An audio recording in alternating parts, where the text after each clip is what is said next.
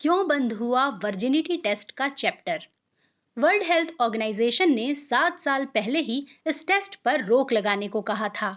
अब जाकर बदला मेडिकल एजुकेशन का सिलेबस TOI प्लस।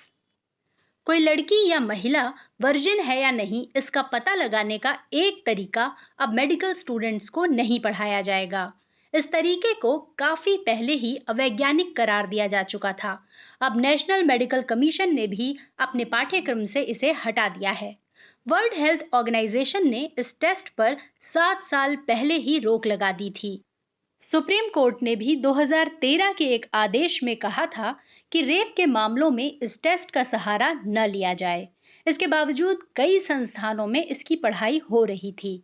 जिस टेस्ट की बात हो रही है उसे आमतौर पर वर्जिनिटी टेस्ट या टू फिंगर टेस्ट कहा जाता है। सुप्रीम कोर्ट में इस टेस्ट का मामला 2019 में भी उठा। एक जनहित याचिका की सुनवाई चल रही थी। मामला था यौन अपराधों के मामले में क्रिमिनल जस्टिस सिस्टम के आकलन का। कोर्ट ने स्टेटस रिपोर्ट मांगी। ये बताने को कहा कि मेडिकल एक्सपर्ट्स ने ये टेस्ट बंद कर दिया है या नहीं, और इस सिलसिले में राज्यों की ओर से कोई दिशा निर्देश जारी किए गए हैं या नहीं। उस वक्त देश में मेडिकल एजुकेशन के कायदे कानून देखने का जिम्मा मेडिकल काउंसिल ऑफ इंडिया के पास था। उसने ग्रेजुएट मेडिकल एजुकेशन के नियम तय करने के लिए एक कमिटी बना दी। कमिटी ने अंडर ग्रेजुएट मेडिकल एजुकेशन के सिलेबस से उस टेस्ट को हटाने की सलाह दी।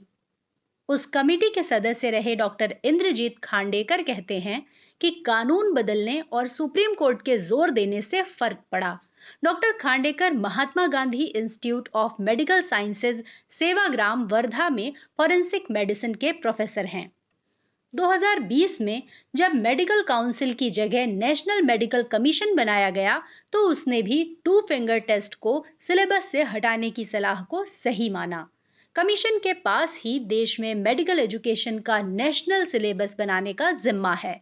डॉक्टर खांडेकर कहते हैं कि इस टेस्ट का महिलाओं की मानसिक हालत पर बहुत बुरा असर पड़ता है, लेकिन मेडिकल कॉलेजों में इसकी पढ़ाई होते रहने के कारण इसे एक अच्छा क्लिनिकल टूल माना जाता रहा। कई मामलों में फैसला करने के लिए अदालतों ने भी ये टेस्ट करने का आदेश दिया था। डॉक्टर खांडेकर कहते हैं कि कुछ टेक्स्ट बुक्स में बताया गया है कि फॉल्स वर्जिन और ट्रू वर्जिन किसे कहते हैं, लेकिन इसका वैज्ञानिक आधार क्या है ये किसी भी किताब में नहीं बताया गया। किसी भी टेक्स्ट बुक में पुरुषों के वर्जिनिटी टेस्ट के बारे में कुछ भी नहीं कहा गया। महाराष्ट्र अंधश्रद्धा निर्मूलन समिति के अध्यक्ष अविनाश पाटिल कहते हैं कि इस टेस्ट को सिलेबस से हटाने से दूसरी जगहों पर भी बड़ा असर पड़ेगा, क्योंकि कई जातियों और समुदायों में इस टेस्ट का चलन है। उनका कहना है कि महिलाओं से भेदभाव और उनके खिलाफ अपराधों में भी इस टेस्ट का बड़ा हाथ रहा है। डॉक्टर नंदिता पलशेटकर कहती हैं कि महिला की वर्जिनिटी की जांच करने का कोई साइंटिफिक तरीका नहीं है। टू फिंगर टेस्ट में लड़की या महिला के यौनांगों की जांच की जाती है, ये देखने के लिए कि इंटरकोर्स हुआ है या नहीं। इस जांच का कोई वैज्ञानिक आधार नहीं है, क्योंकि हाइमेन की गैर मौजूदगी इस बात का भरोसेमंद सबूत नहीं माना जाता कि इंटरकोर्स हुआ था। वैसे भी किसी भी जांच से वजाइनल इंटरकोर्स की हिस्ट्री साबित नहीं की जा सकती। वर्जिनिटी टेस्ट के लिए आमतौर पर 2 तरीके अपनाए जाते हैं। पहले तरीके में हाइमेन के फटने या वजाइना की ओपनिंग का साइज चेक किया जाता है। दूसरे तरीके में वजाइना में उंगलियां डालकर जांच की जाती है। इसे टू फिंगर टेस्ट भी कहते हैं।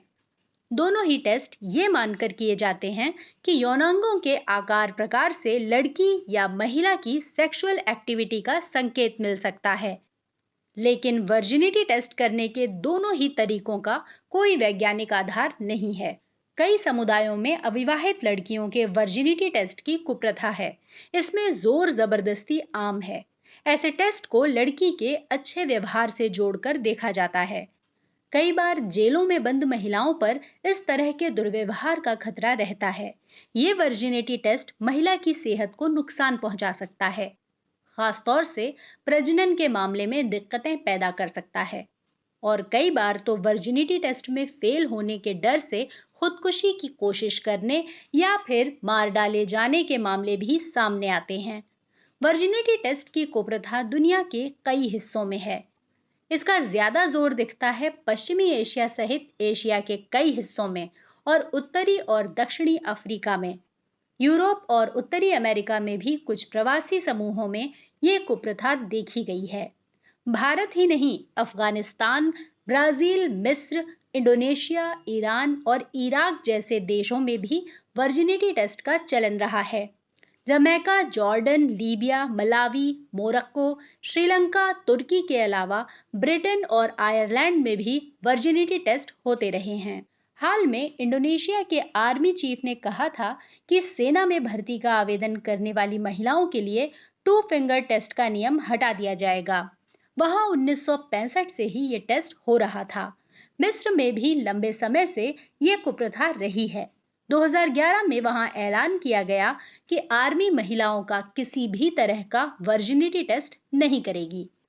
पाकिस्तान में इस साल जनवरी में अदालत के एक आदेश के बाद अपराधों की जांच के मकसद से वर्जिनिटी टेस्ट कराने को गैर कानूनी घोषित कर दिया गया। इसमें भारत के सुप्रीम कोर्ट के 2013 के फैसले का हवाला दिया गया। सुप्रीम कोर्ट ने रेप के मामलों में जांच के लिए वर्जिनिटी टेस्ट पर रोक लगा दी थी। इस बदलाव का श्रेय जाता है जस्टिस वर्मा कमेटी की 2013 की रिपोर्ट को। वो रिपोर्ट दिसंबर 2012 के दिल्ली गैंगरेप केस के बाद आई थी। नेशनल मेडिकल कमीशन के ताजा कदम के बाद अब चुनौती है पाठ्यक्रम में बदलाव को लागू करने की। Maharashtra university of health sciences ने तो 2 फिंगर टेस्ट की पढ़ाई बंद करने का फैसला कर लिया है। वहां एमबीबीएस के दूसरे साल के छात्रों के फॉरेंसिक मेडिसिन एंड टॉक्सिकोलॉजी के सिलेबस में ये टेस्ट शामिल था। भारत में सरकारी, डीम्ड और प्राइवेट मिलाकर 525 मेडिकल कॉलेज हैं। इन सब के लिए कमीशन के नए करिकुलम का पालन करना जरूरी है। देखना होगा कि सभी विश्वविद्यालयों की किताबों में बदलाव किया गया या नहीं। कमीशन में under graduate medical education board की प्रेसिडेंट डॉक्टर अरुणा वाणीकर कहती हैं कि वो इस पहलू पर नजर रखेंगी ताकि मेडिकल कॉलेजों में इस टेस्ट की पढ़ाई न हो।